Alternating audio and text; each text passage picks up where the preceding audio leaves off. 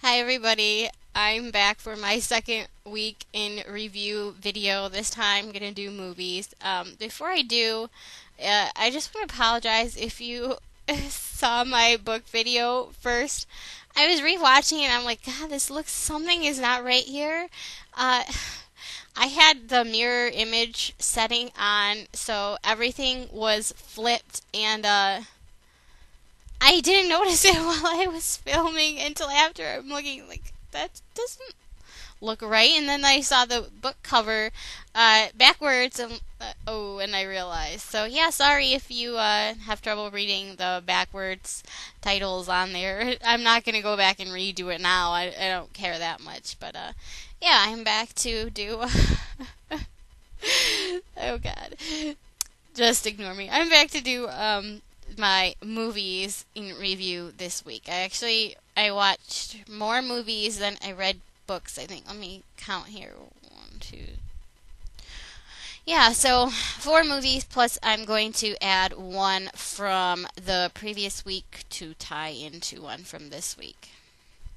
Okay, so my first movie that I watched, this I actually saw the week before, but I'm gonna add it onto this week because it kind of contrasts with another one, and it is Jane Eyre with Virginia Bruce and Colin Clive. This is from 1934. I think it is the first talkie Jane Eyre. I believe so. Yeah, the first Jane Eyre movie with sound because there were some silent ones before this. If any of you have ever read my text blog on WordPress, I am going through right now and rereading Bronte books and watching all of the, not all the adaptations, but most of them, the ones that I can get my hands on, and reviewing all of those. So this is the first Jane Eyre adaptation that I reviewed. Basically, this is a very, very lighthearted version of Jane Eyre. It is the sugar-coated version. Very short. It's only an hour long, so a lot of stuff is cut out or watered down mostly. The actress for Jane Eyre, Virginia Bruce, is like very beautiful. She's a blonde bombshell. She's not a plain Jane at all, but one thing that I did like was that they acknowledged it in the adaptation. They didn't try to pretend and still say she was plain. They just were honest, like, oh, this pretty governess Jane Eyre. Thought that was fun. If you're like a purist, you will hate this movie, but it has curio value.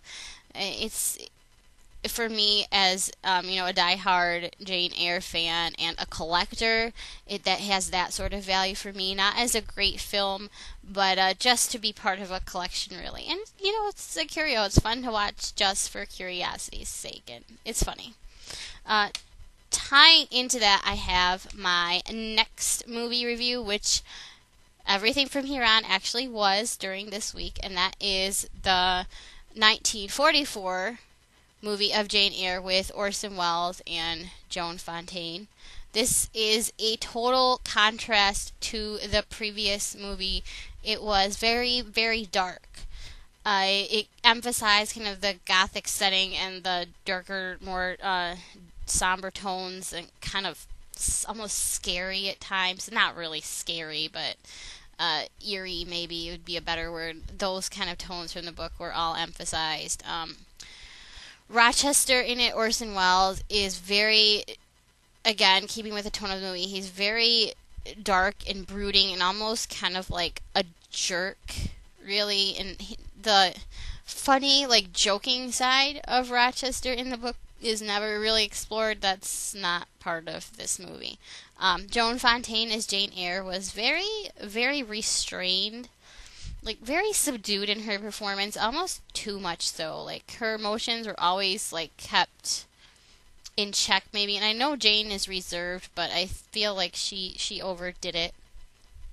It was a lot more faithful to the book Jane Eyre than the 1934 version. It had more time, so it was able to do that, but it still changed a lot of things. Like St. John Rivers is changed into a doctor who was the visiting doctor at Lowood, and he was like Jane's mentor as a child for some weird reason. I don't know. You don't really get to see Bertha Mason in it. Well, you kind of see her, but she's not really featured. She's kind of off screen when stuff happens, and I don't know. This is a favorite by a lot of people. It's considered a classic, I think, and I thought it was good, but not great.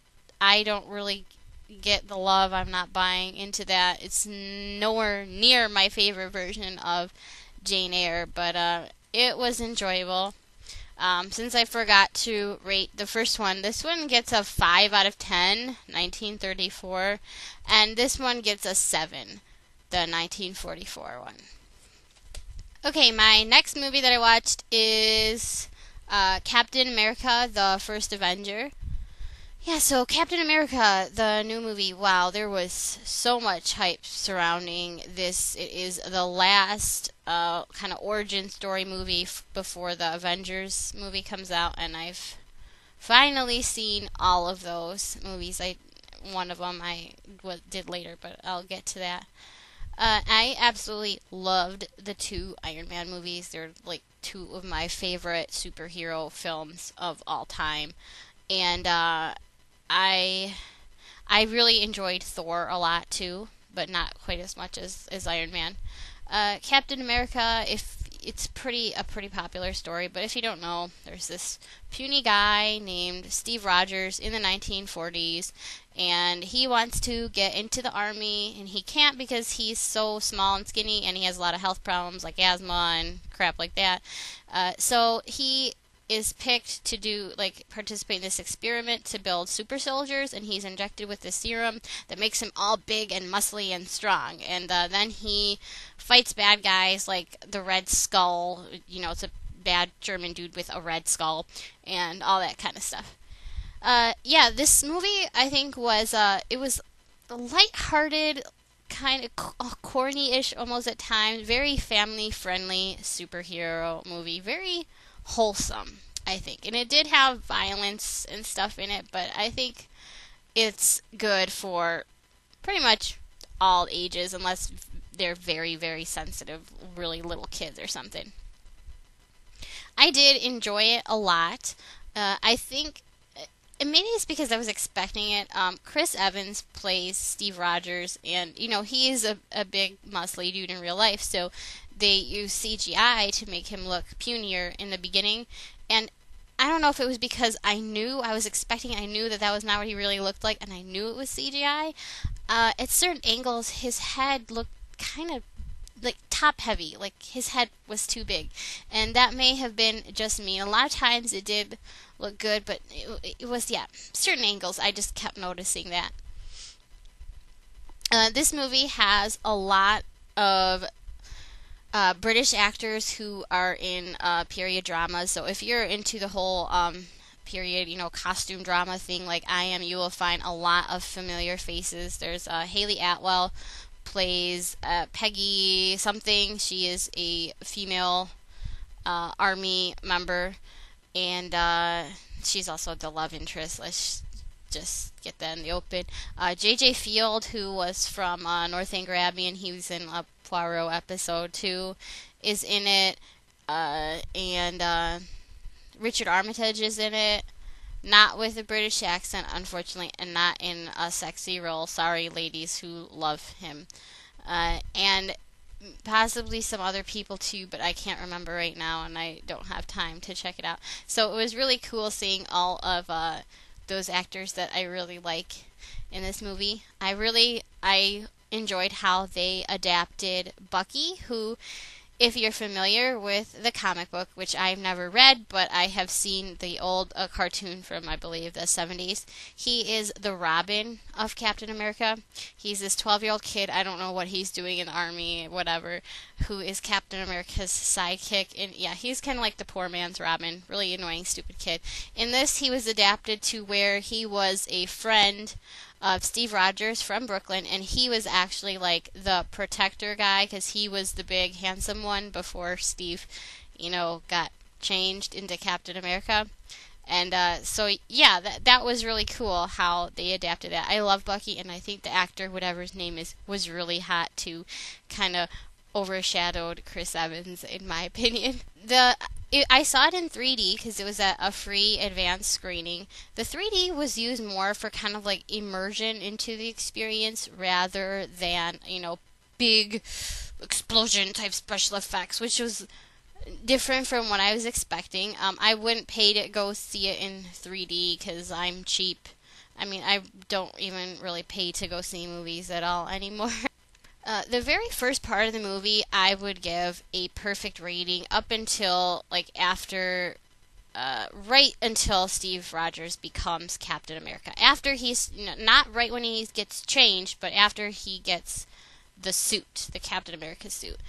Then, before he gets to join the army, he's, like, basically a propaganda actor, like, participating in shows, to try to help the war effort and that kind of stuff. That part was funny, but I felt like it probably wasn't that long, but I felt like it dragged on too long. I wanted to skip to the actual action sequences. So yeah, the first part I would give like a perfect 10 out of 10 rating, the actual very beginning origin of Steve Rogers. And then once we get to the Captain America part, probably a little bit less. I felt Red Skull as a villain was alright. The acting was good. I don't know. I kind of feel like in all of the Avengers movies, the villains have been lacking in a little way. Like, they haven't been all that menacing, and they're taken down so easily. But it was the same thing here. And the actual, like, Red Skull makeup or CGI or whatever it is looked a little bit too fake to me, like it was too perfect looking, I think, was my problem with it. I don't want to ramble about this too much because I have a couple other movies to do, but Captain America I would definitely recommend if you like superhero movies and that kind of stuff. I would give it an 8 out of 10 rating. Okay, my next movie that I saw was Crazy Stupid Love with Steve Carell and Julianne Moore and Emma Stone and Ryan Gosling and Kevin Bacon is in it, and Marissa Tomei as well, and some kids too, but those are the big recognizable names.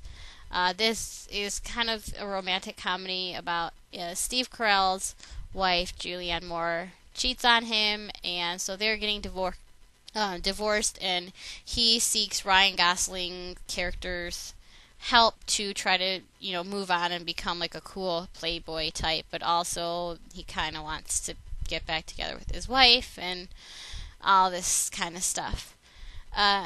This movie, I gotta be honest, I'm not big into romantic comedies. I like full-blown comedy movies, but chick flicks are not my thing. I guess I wasn't, because it's features more of the guys in this movie, so I wasn't expecting it to, be a chick flick. I was thinking it was going to be more of a dramedy, I think, with a little bit more serious nature, and it wasn't what I was expecting. It was more comedic, funny.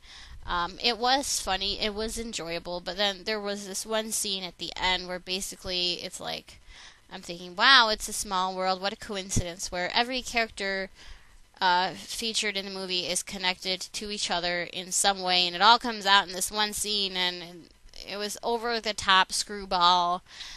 I don't know. It was not a bad movie, but this is not what I want to, spend my time or pay to go see. I didn't pay, it was a free screening, but if you like that kind of movie, you'll probably love it. I can only give it a 6 out of 10 rating because it's just not my type of genre, unfortunately. And I'm finally at my last movie of the week, which I just watched 2 nights ago, The Incredible Hulk. This was the reboot from 2008 with Edward Norton. He's one of the Avengers movies, and this was the only Avenger movie that I have not seen, so I had to see it. It was a lot better than the older Hulk movie with Eric Bana as Bruce Banner. I have to say that. But it was, again, not as good as the Iron Man movies. It was really enjoyable. It has Liv Tyler in it, though, as Betty Ross. And while I've never really been a big fan of Liv Tyler, something about, I don't know, I guess her acting is good, but she always kind of rubs me the wrong way. And I feel like, I don't know, I've never really liked her as any character I've seen her as. So that kind of bothered me. I felt, I don't know, she was just the love interest anyway. That's all Betty really is. So I didn't really care about that. The CGI Hulk, well, I thought it was better than the other CGI Hulk, but I don't. You could tell it was CGI, and it would have looked stupid to just have like Lou Ferrigno dress up as that again too. So you just you have to suspend disbelief. This movie was definitely good, though. All of the Avengers movies have been really good, and I would give it an 8 out of 10 rating. That's it for my movie reviews of the week. Stay tuned because I'm going to be doing a book tag